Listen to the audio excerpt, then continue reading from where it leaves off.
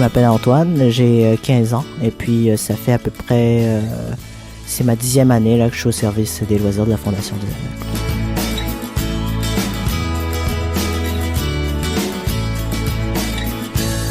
Une entrevue réalisée par Sarah Rouleau.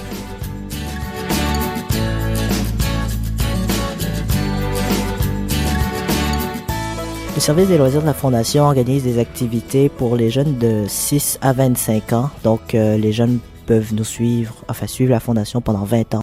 Et ces activités-là sont de tout genre. Donc, nous permettent essentiellement de dépasser nos limites. Donc, on peut faire du ski, on peut faire de l'escalade sur glace, on peut faire du traîneau à chien, on peut faire des camps de vacances dans le bois, on peut faire des camps de jour, des activités organisées, on peut faire n'importe quoi, on peut faire, du sport adapté. On peut faire une session d'activité sur un voilier.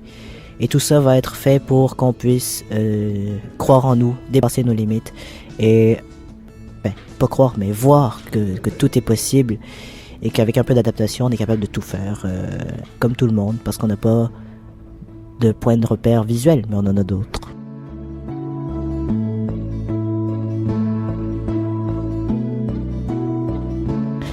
Ça représente, la Fondation des aveugles du Québec représente une ouverture, une porte vers l'autonomie. L'autonomie non seulement lorsqu'on fait des activités, mais également l'autonomie développée pour le futur, au quotidien.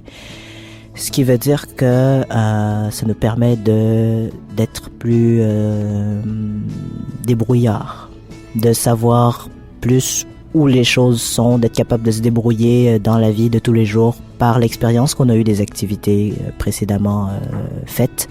Et ça nous permet également d'avoir une interaction sociale plus développée, parce que justement la Fondation nous permet d'abolir justement la barrière d'être aveugle, ce qui veut dire qu'on ne se limite plus à... Quand on introduit une conversation, on n'est plus « Ah ouais, toi t'es aveugle ». Non, on est tous sur le même pied d'égalité, fait que ça c'est une barrière abolie directement.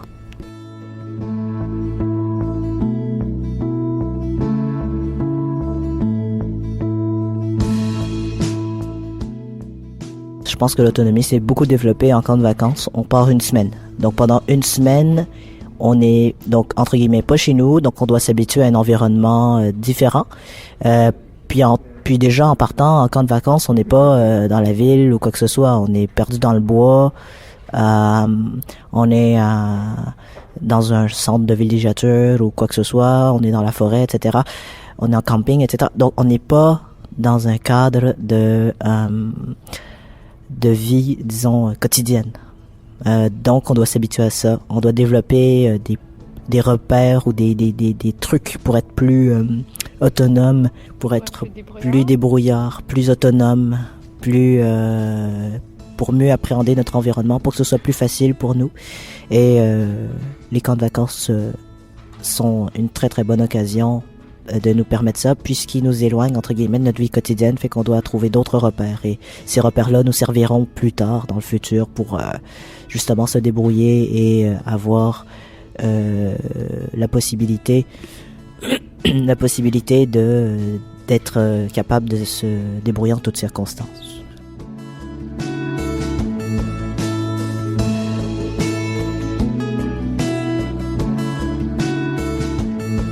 Les moniteurs ont un rôle très très important, dans le sens où ce sont nos yeux, littéralement. Donc ils nous permettent à la base, quand on connaît pas un lieu, par exemple quand on entre dans un centre de villégiature, etc., ils nous permettent de nous repérer dans l'habitation.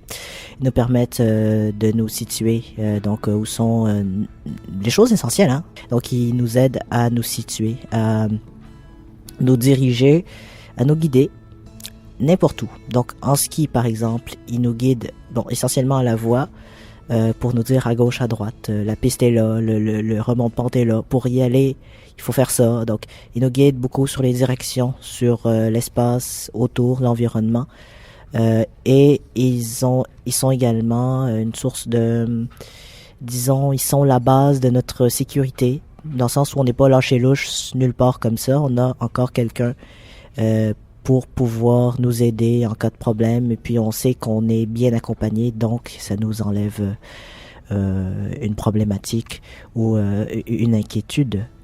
Et la fondation, c'est comme une grande famille. Donc, c'est-à-dire que la famille de la fondation nous permet d'avoir, entre guillemets, ce sentiment de sécurité-là, et que peu importe où on va, on est quand même accompagné par des moniteurs qui sont, oui, formés, mais aussi passionnés par ce qu'ils font.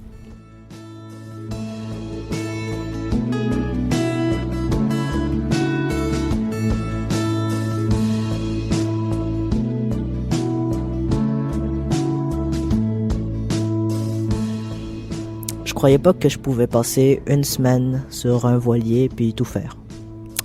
Parce qu'en projet spécial, du 22 au 28 juin 2014, on a fait une expédition sur un voilier, le Rotersand des Comaris. Bref, et sur cette expédition-là, on a appris tout. Donc, moi, je suis parti de zéro, je connaissais rien à la voile. J'ai appris non seulement comment c'est, donc physiquement, visuellement, donc comment c'est une voile, etc., comment c'est le bateau, comment se repérer dans l'espace, où sont les instruments de navigation, etc., et comment ça marche. Mais j'ai aussi appris les termes techniques, j'ai aussi appris un peu tout ce qui est caché en dessous du... Parce qu'on se dit, c'est toujours la même chose, hein. On regarde un truc, peu importe ce que c'est, on regarde une activité, on se dit, c'est incroyable, je pourrais jamais le faire. Et pourtant, je l'ai fait. J'ai regardé le voilier, j'ai fait, comment ça marche? Je sais pas, c'est quoi les mots, les cordes, les affaires, parce qu'il y a tellement de cordes sur un truc, je comprends pas comment ça marche. Et pourtant, après une semaine, j'avais une bonne initiation et l'impossible était devenu possible.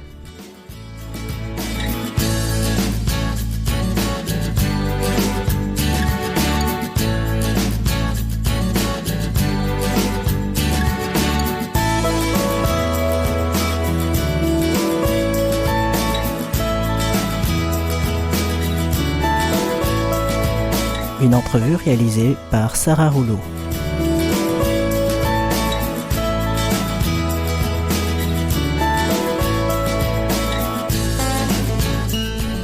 Enregistrement de l'entrevue, montage et enregistrement studio, Anton Huang.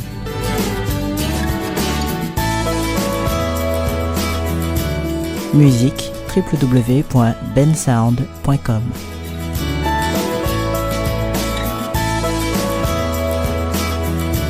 Une production originale de la Fondation des aveugles du Québec.